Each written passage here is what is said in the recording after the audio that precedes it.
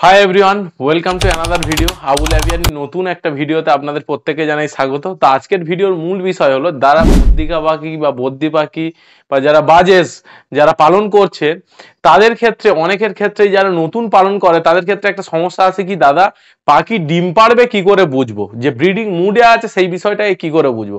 তো চলুন আজকের ভিডিওতে আপনাদেরকে ক্লিয়ার করে দেবো যে পাখি, আপনার বদ্দি পাখি ডিম পাড়বে কি কি লক্ষণ দেখে আপনি বুঝতে পারবেন যে আপনার বদ্দি পাখি ডিম পাড়বে। তো চলুন বেশি দেরি না করে ভিডিওটিকে শুরু করবো। তার আগে আপনাকে ছোট্ট রিকোয়েস্ট, যদি চ্যানেলে প্রথমবার হয়ে থাকেন তাহলে অবশ্যই চ্যানেলটিকে সাবস্ক্রাইব করে পাশে থাকা বেল আইকনটি দাবিয়ে দেবেন, এবং যারা অলরেডি চ্যানেলটিকে সাবস্ক্রাইব করেছেন তাদেরকে জানাই অসংখ্য ধন্যবাদ।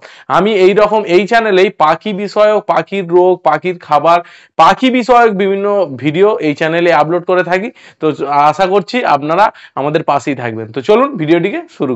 আপনার বদ্দি পাখি ডিম পাড়বে ফার্স্ট লক্ষণ হলো যে তারা গালে গালে এক্সচেঞ্জ করবে খাবার, এবং তারা ক্রস করার চেষ্টা করবে, এবং তারা একটু অ্যাগ্রেসিভ হয়ে যাবে। ফার্স্ট আপনাদের যে জিনিসটা লক্ষ্য করবেন, আপনারা যখন দেখবেন যে গালে গালে তারা খাবার এক্সচেঞ্জ করছে এবং আপনাদের বয়স সঠিকভাবে নির্ধারণ হয়ে গেছে, তাহলে আপনারা কি করবেন, বদ্দি পাখিকে যারা ভাঁড়ে ব্রিড করাতে যাচ্ছেন ভাঁড় দেবেন, বা যারা বক্সে ব্রিড করাতে যাচ্ছেন বক্স দিয়ে দেবেন। এবারে দেখবেন ফিমেল পাখিটা এবং মেল পাখিটা বক্সের মধ্যে বা হাঁড়ির মধ্যে কিন্তু ম্যাক্সিমাম টাইম যাতায়াত করা শুরু করবে, ঠিক আছে। এইটা দেখে আপনি ফার্স্ট লক্ষ্য করতে পারবেন যে আপনার বদ্দি পাখি ডিম পাড়বে।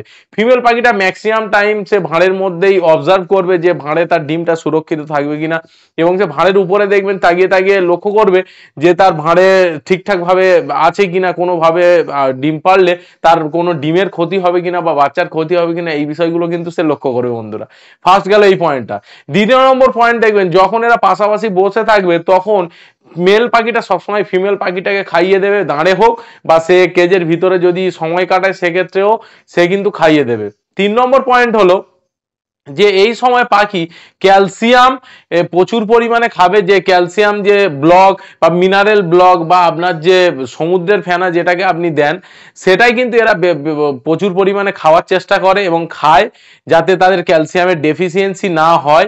এই সময় আপনারা চেষ্টা করবেন কুলেখাড়া যে শাক হয় এবং পালসন যে শাক হয় সেটাকে আপনারা দেবেন, তাহলেই দেখবেন তাদের পরিমাণে যে ভিটামিন বা মিনারেলসের যেগুলো দরকার সেগুলো কিন্তু ওই শাক থেকে পেয়ে যাবে, এবং মিনারেল ব্লক থেকে তাদের কিন্তু ক্যালসিয়ামের যে ডেফিসিয়েন্সি সেটাও পেয়ে যাবে।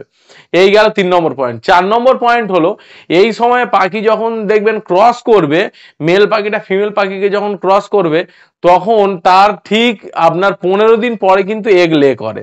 এবারে তার আগে যখন এগটা লে করার আগে ফিমেল পাখির ভেন্ট এরিয়া দেখবেন যে জায়গাটা পুপস করে তার উপরের অংশে দেখবেন একটু ফোলা ভাব আছে ফিমেল, তখনই বুঝে যাবেন যে আপনার ফিমেল পাখি কিন্তু অলরেডি প্রেগনেন্ট।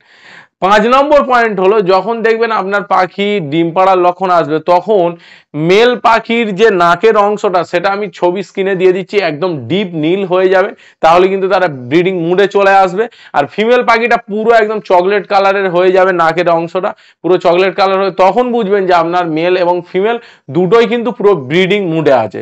সেক্ষেত্রে আপনাদেরকে করতে হবে কি, শাকসবজি তো বরাবর, যেমন ধনে পাতা, পুদিনা পাতা, এইগুলো আপনাদেরকে দিতে হবে, এবং সজনে পাতা, এই 3টে শাক অবশ্যই আপনারা অল্টারনেট ডে করে অল্প অল্প পরিমাণে দেবেন, বেশি দিলে আবার গ্রিন পুপ হওয়ার সম্ভাবনা থেকে যায়।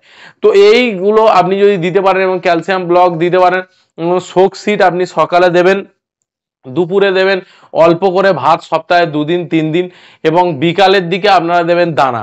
এইভাবে যদি আপনারা করতে পারেন আপনার বদ্দি পাখি কিন্তু খুব ভালো একদম এগ লে করে, এবং ফার্টাইল এগ ও লে করে। সেক্ষেত্রে কিন্তু আপনি যে উদ্দেশ্যে আপনার যে ব্রিডিং যে চিন্তা ভাবনা সেটা কিন্তু আপনি সাকসেসফুল হবেন। তো চলুন বন্ধুরা, আজকের ভিডিওটা এখানেই শেষ করছি। আশা করছি আপনারা এখান থেকে নতুন কিছু সিমটমস শিখতে পারলেন। আগামী ভিডিওতে আবার আপনাদের সঙ্গে দেখা হবে। ধন্যবাদ।